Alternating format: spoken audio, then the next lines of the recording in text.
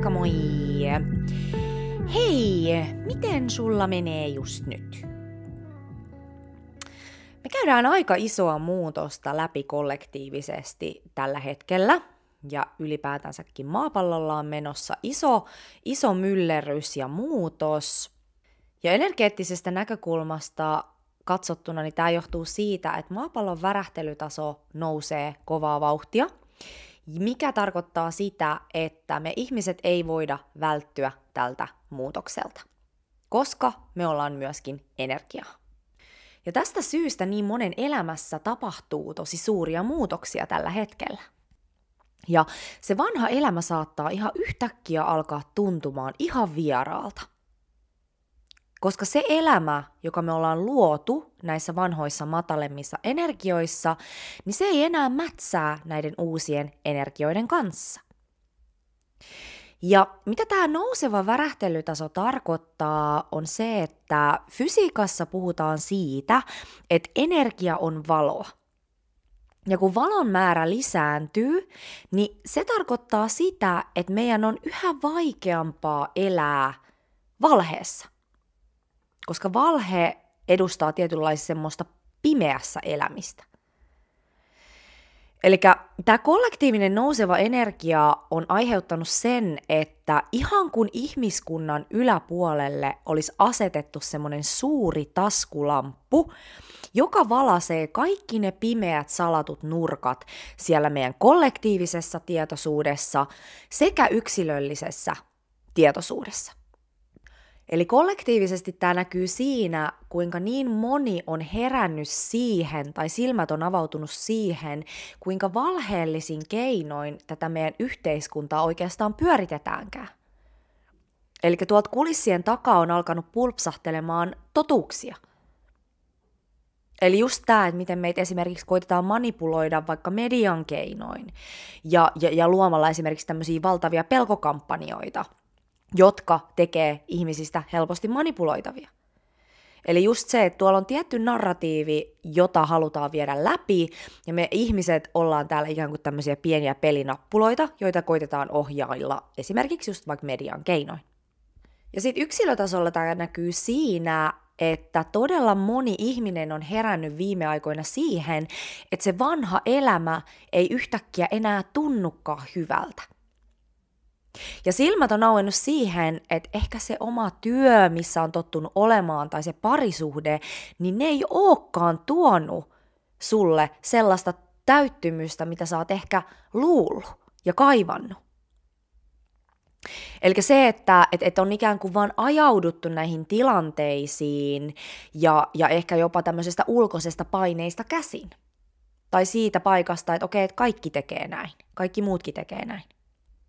Eli tämä on vahvasti sellaista totuuden aikaa, joka tarkoittaa suurta irtipäästämisen aikaa. Ja koska näissä vanhoissa matalemmissa energioissa meidän päätöksentekoa on hallinnut alitajuntaisesti vahvasti pelko, mikä tarkoittaa sitä, että ne rakenteet, joita me ollaan luotu meidän ympärille, on voinut perustua paljolti semmoiseen ulkoisen turvan luomiseen. Mun näissä uusissa energioissa me aletaan pikkuhiljaa ymmärtämään, että silloin kun me seurataan sitä meidän sielun syvintä kutsumusta ja heittäydytään semmoiseen tuntemattomaan, vaikka me ei osattaisi järjellä perustella, että miksi, niin elämä alkaa kuljettamaan meitä kohti parempaa ja täyttymyksellisempää elämää. Ja tämä antautuminen elämälle ja se luottamus elämää kohtaan, niin tämä on se paikka, mistä se todellinen turvan ja luottamuksen tunne tulee. Eli silloin, kun me ei perusteta sitä meidän turvan ja luottamuksen tilaa ulkoisiin asioihin, jolloin se meidän elämä alkaa olla pitkälti sitä, että me koitetaan vaan kontrolloida kaikkea meidän ulkopuolella olevaa. Eli se, että me ymmärretään, että meissä itsessämme on kaikki se, mitä me tarvitaan, ja että meidän ei tarvitse tehdä kaikkea itse. Koska se elämän voima, niin se on paljon suurempi ja viisaampi kuin tämä meidän pieni ihmissysteemi. Eli elämän ei kuulu oikeasti olla jatkuvaa ponnistelua ja kärsimystä. Tämä malli on vaan semmoinen, mihin meidät on aivopesty. Koska sen sijaan, että meidät olisi koulutettu palvelemaan tätä luonnon ekosysteemiä, eli luonnon tahtoa, niin meidät on koulutettu palvelemaan yhteiskunnan keinotekoisia rattaita. Ja yksi syy, miksi me ihmiset käytetään niin pientä osaa meidän potentiaalista, on se, että me ollaan totuttu mielen kautta kontrolloimaan meidän elämän kulkua, jonka seurauksena me ollaan luotu meidän elämään ihan valtavasti stressiä ja resistanssia. Eli sellaista turhaa vastustelua. Ja nyt, koska nämä energiat nousee niin kovaa vauhtia, niin se käy koko ajan vaan vaikeammaksi ja vaikeammaksi vastustella tätä elämän luonnollista virtaa. Ja tästä syystä moni sairastuu tai palaa loppuun, koska se vastustelu alkaa olemaan jo niin rankkaa. Eli sä voit miettiä, että sä vetäisit vaikka tuommoisessa kovassa koskessa vastavirtaan pidemmän aikaa, niin kyllähän siinä paikat alkaa menee rikki ja sä väsyt. Ja tosiaan niin tästä ilmiöstä on seurannut se, että moni meistä on astunut tällaiseen Dark Night of the Soul-tilaan. Ja tämä Dark Night of the Soul on ihan tämmöinen yleinen käsite, josta löytyy myös paljon netistä tietoa, mutta tämä on ikään kuin semmoinen vanhan minän kuolema. Ja tämä kuvastaa sellaista tilaa, jossa meidän vanha elämä menettää merkityksen ja me aletaan yhtäkkiä näkemään asiat ihan uudessa valossa. Ja tämä on aika pelottava vaihe, koska yhtäkkiä ne asiat, jotka on aikaisemmin tuonut meille sitä mielihyvää ja turvaa, niin ne menettää merkityksensä. Ja tämä Dark Night of the Soul voi tulla ihan kirjaimellisesti siitä, että me oikeasti menetetään esimerkiksi jotain ulkoista, mihin me ollaan totuttu perustamaan se meidän turva ja niin sanottu hyvä olo. Eli se voi olla esimerkiksi työ tai puoliso tai rahat tai terveys tai näin poispäin. Tai sitten se voi ihan vaan tulla jostain tyhjästä ja ikään kuin käynnistyä ihan vaan sieltä sisältä päin. Eli siihen, että yhtäkkiä sä vaan havahdut siihen, että mitä ihmettä mä oon oikein tehnyt. Minkälaisille pilareille tää mun elämä rakentuu. Ja tää on yleensä sellainen todella synkkä tila. Eli ihan kun sä yhtäkkiä vajoisit johonkin semmoiseen pimeeseen luolaan, missä sun on tosi vaikea nähdä etees. Ja tää saattaa oireilla masennuksena tai sitten kovana ahdistuksena. Ja tosiaan niin se on tosi luonnollista, että tämän Dark Night of the Soul-periodin aikana saattaa ilmetä sellaisia tosi itsetuhoisia ajatuksia. Eli just sellaisia ajatuksia, että mikä ihmeen järki tässä koko hommassa on. Että voisi jo lähteä. Ja tää on yleensä sellainen vaihe, missä sun tekee mieli täysin eristäytyä kaikesta. Ja sun saattaa olla tosi vaikea olla ihmisten kanssa. Eli sellaistenkin ihmisten kanssa, keiden kanssa sulla on ollut aikaisemmin vaikka tosi luonnollista olla. Mutta yhtäkkiä sulla onkin semmoinen olo, että miten ihmeessä tässä pitäisi olla. Ja tämä johtuu siitä, että yhtäkkiä sun sisällä on alkanut tapahtumaan todella isoja muutoksia. Ja sulle ei yhtäkkiä olekaan mitään hajua, että kuka sä oikein oot. Ja miten sun pitäisi olla vuorovaikutuksessa maailman kanssa. Ja jos sulla on tällainen tila, niin sun on tosi tärkeää olla itsellesi armollinen. Eikä pakottaa itseäsi sellaisiin tilanteisiin, jotka tuntuu epämukavalta. Paitsi jotkut asiat nyt on välttämättömiä, mutta on myös paljon sellaisia asioita, joita voi karsia, joihin ei tarvitse lähteä vaan tottumuksesta mukaan.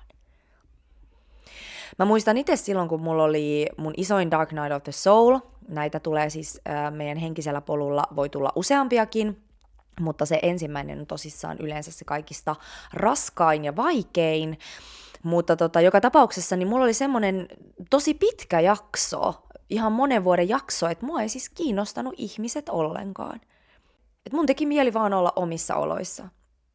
Toki mä näin ihmisiä ton 2 vuoden aikana, mutta pääasetus oli semmoinen, että mun teki mieli viettää tosi paljon aikaa itsekseni ja luonnossa. Ja mä ajattelin tänä aikana, että onkohan musta nyt vaan tullut tämmönen pysyvä erakko. Mutta näin jälkeenpäin katsottuna, niin mä ymmärrän, että minkä takia tää oli tämmönen vaihe. Koska tämä vaihe, tämä Dark Night of the Soul, niin tämä on vähän semmoinen, kun käytetään paljon tätä analogiaa siitä, että on perhosen toukka, ja sitten se menee sinne kotiloon, jotta se voi transformoitua perhoseksi. Niin tämä Dark Night of the Soul, niin tämä on ihan totaalisesti semmoinen koteloitumisvaihe, missä sä heittäydyt sinne sellaiseen pimeeseen koteloon, missä sulla ei ole mitään hajua, minkälainen se sun seuraava versio on, mutta sun täytyy vaan luottaa siihen, että se luonnon voima toimii sun läpi. Eli jos sulla on tämmöinen tila, niin mä voin vakuuttaa sulle, että tämä ei ole pysyvä tila. Sä tuut kyllä nousee sieltä. Ja tosiaan niin toinen juttu, mitä tapahtuu meille silloin, kun meillä on tämmöinen Dark Night of the Soul, on tosiaan se, niin kuin äsken sanoinkin, niin kova tarve olla luonnossa. Ja tämä johtuu siitä, että tässä Dark Night of the Soulissa meidän sielu puskee meitä yhdistymään takaisin tähän luonnon rytmiin ja semmoiseen elämän harmoniaan. Eli se puskee meitä yhdistymään takaisin siihen meidän sisäiseen viisauteen ja siihen johdatukseen, jotta me voidaan taas alkaa elämään sielulähtöistä elämää. Ja tästä syystä, jos sul on Dark Night of the Soul, niin kannattaa viettää mahdollisimman paljon aikaa luonnossa. Jos sä kuulet kutsun, niin anna itsellesi aikaa olla luonnossa. Eli tää on semmonen aika, mikä kannattaa ottaa sillä lailla, että tää on pyhitetty sulle ja siihen sun kehitykseen. Ja mitä tosiaan tässä Dark Night of the Soulissa tapahtuu, on se, että sun sielun ääni on saanut susta yhtäkkiä vahvemman otteen. Ja se on alkanut ohjailemaan sua takaisin kotiin. Ja kodilla mä tarkoitan sitä, että se on alkanut ohjailemaan sua kohti sitä sun näköistä, sielusta kumpuavaa elämää. Eli tarkoittaa sitä, että sun sielu on alkanut yhtäkkiä puhumaan sulle kovempaa kuin sun ego eli pelko.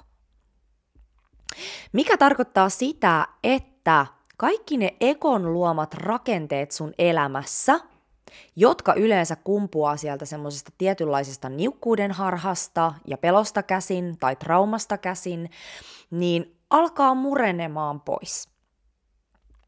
Ja tää saattaa tuntua siltä, että sä kuolisit. Koska se vanha versio susta tekee kuolemaa. Ja tässä saattaa ilmetä myös paljon semmoista kuoleman pelkoa, koska sä tosiaan päästät irti sellaisista rakenteista, jotka on aikaisemmin tuonut sulle turvaa.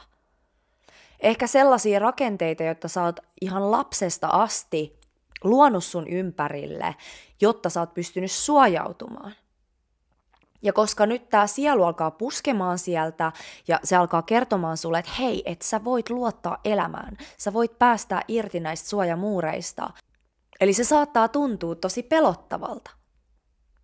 Ja siitä seuraa tosiaan se, että sun täytyy lähteä etsimään ihan uudenlaista merkitystä sun elämään.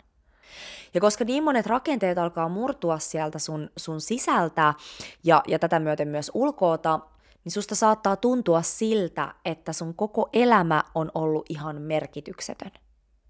Mutta tässä on hyvä muistaa, että kaikella on tarkoituksensa ja täydellinen ajoituksensa. Eli meidän sielun täytyy saada ne tietyt karmalliset kokemukset ja opetukset ennen kuin se on valmis heräämään. Eli ne haasteet, mitä me koetaan meidän elämän aikana, niin ne on osa sitä meidän sielun opetussuunnitelmaa.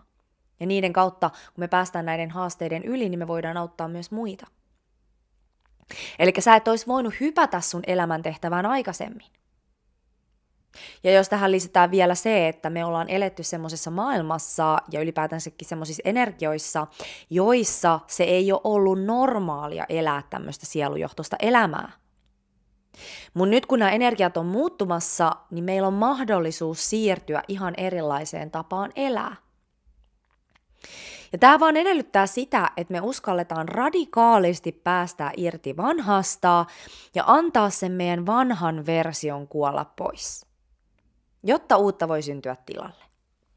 Ja tässä Dark Night of the Soulissa on usein semmoinen piirre, että sun on tosi vaikeaa nähdä sun tulevaisuutta. Koska mitä tässä tapahtuu on se, että sua pusketaan opettelemaan olemaan täysin tässä hetkessä ja tätä kautta luottamaan siihen, että elämä kantaa, vaikka ei aina tietäisi mielen kautta sitä seuraavaa askelta. Eli tämä vaihe haastaa vahvasti sen mallin, että meidän pitäisi aina tietää, että mihin me ollaan menossa ja mitä unelmia kohti me ollaan menossa ja mitkä on meidän 5 vuoden suunnitelmat ja niin edelleen. Eli sun ei tarvitse tietää, etenkään tässä tilassa, että mihin sä oot menossa.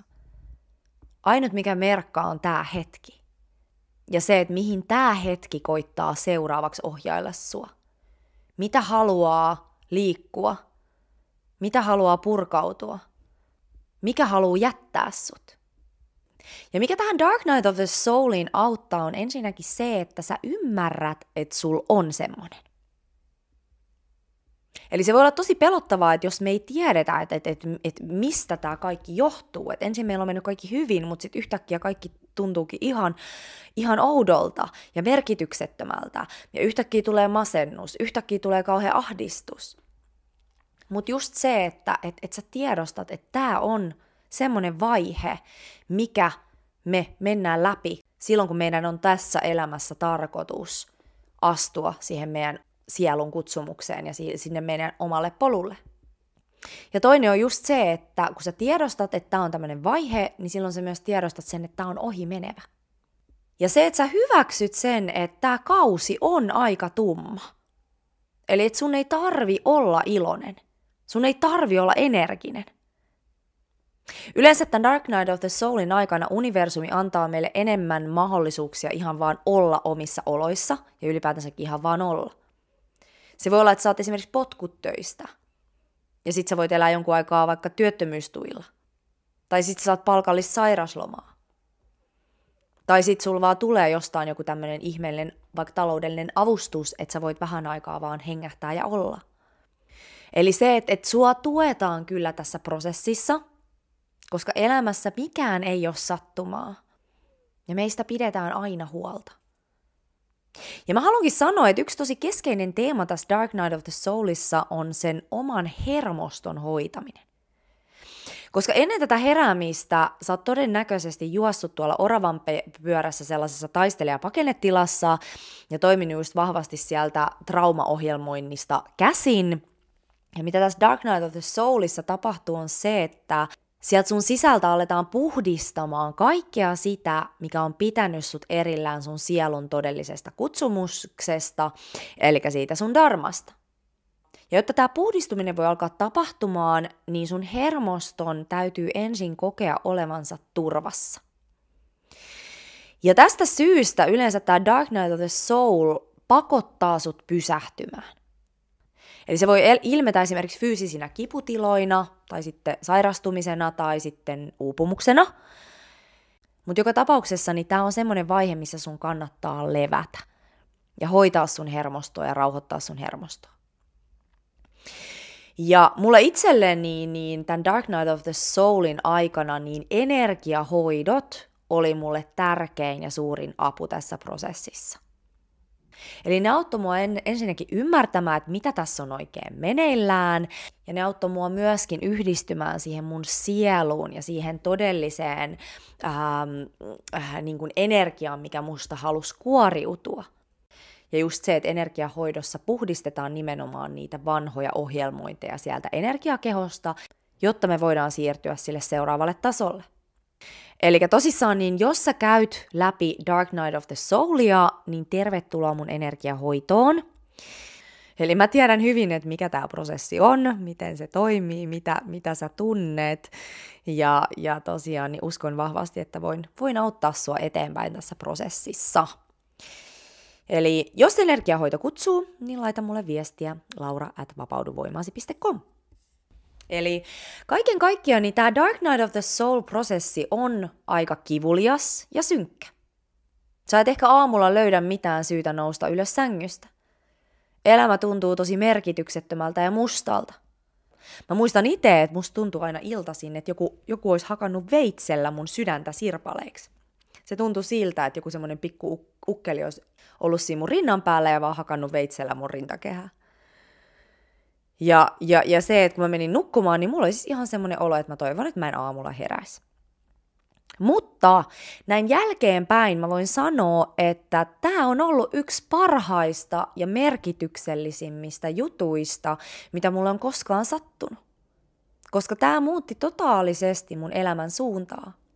Ja toi mun elämään sellaisen vapauden, josta mä en olisi ikinä osannut edes unelmoida ennen tätä tapahtumaa. Eli tämä on käytännössä semmoinen tietynlainen ekon kuolema. Vanhan minän hautajaiset. Ja se on hyvin todennäköistä, että näitä Dark Night of the Soul-kausia tulee todennäköisesti useampia, mutta ne helpottuu jokaisella kerralla. Eli kun sä pääset tästä ensimmäisestä yli, niin sit sä tajuut ja kehollistat sen, että okei, tää itse asiassa olikin silta ihan uuteen aukeamiseen. Eli sä ymmärrät sen, että elämässä itse asiassa ne kaikista pimeimmät ja haastavimmat ajat onkin niitä kaikista merkittävimpiä ponnahduslautoja kohti onnellisempaa elämää. Ja näin sä opit pikkuhiljaa ottamaan nämä vaikeimmat ajat avosylin uteliaisuudella vastaan. Mun näitä tosissaan tulee sen takia, koska henkinen herääminen, henkinen polku ei ole mikään semmoinen yhden portaan juttu. Eli me tehdään tätä matkaa varmasti meidän koko elämä. Ja aina kun me kehitytään ja kasvetaan, niin me joudutaan aina silloin sanomaan hyvästit sinne meidän vanhentuneelle versiolle. Eli näitä ekon luomia kerroksia, jotka pohjautuu pitkälti traumoihin, niin niitä löytyy paljon. Ja niistä ei edes kannata koittaa niin kuin päästä kokonaan eroon.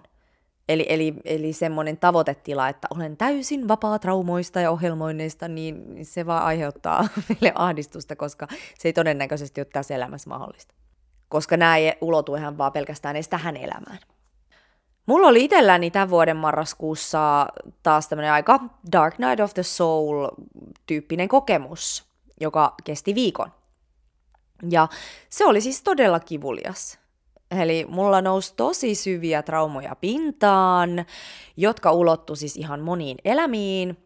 Ja silloin kun tämmöiset tosi syvän tason traumat nousee pintaan ja sä tajuut, mistä ne tulee, miten ne on vaikuttanut sun elämään, niin se vaatii aika paljon myös semmoista anteeksiantoa itselleen. Koska kaikki nämä tämmöiset selvittämättömät traumat, niin ne vaikuttaa aika moniin asioihin meidän elämässä. Esimerkiksi siihen, miten me ollaan vaikka ihmissuhteissa tai miten me tehdään töitä tai miten me reagoidaan ylipäätänsäkin elämään. Ja silloin kun sä tulet tietoiseksi tästä, niin se on aika semmoinen totuuden hetki. Ja sä saatat ajatella, että miten mä oon ollut näin hölmö, että mä oon toiminut tällä tavalla. Mutta tosiasiassa niin tällaisissa hetkissä niin meidän on tosi tärkeää olla itsellemme armollisia. Koska me ollaan luotu nämä toimintatavat suojakeinoiksi itsellemme, selviytymiskeinoiksi itsellemme. Ja ne on palvellut meitä siihen pisteeseen asti, kunnes meidän sielu on kokenut, että hei, nyt on sun aika vapautua tästä ohjelmoinnista. Ja tää on semmoinen hetki, missä sun on hyvä antaa just itsellesi anteeksi ja sen jälkeen sanoa hyvästi tälle identiteetille, joka on toistanut näitä traumaan perustuvia malleja. Ja tämä prosessi sisältää tosi paljon sitä, että sä annat itsellesi luvan tuntea kaikki ne tunteet, jotka nousee pintaan. Ja se on hyvä pystyä liikuttamaan sitä energiaa, eli se voi olla just tuntemisen kautta, itkemisen kautta, hengittämisen kautta, liikkeen kautta, eli kaikki tämmöinen auttaa energiahoidon kautta ja näin poispäin.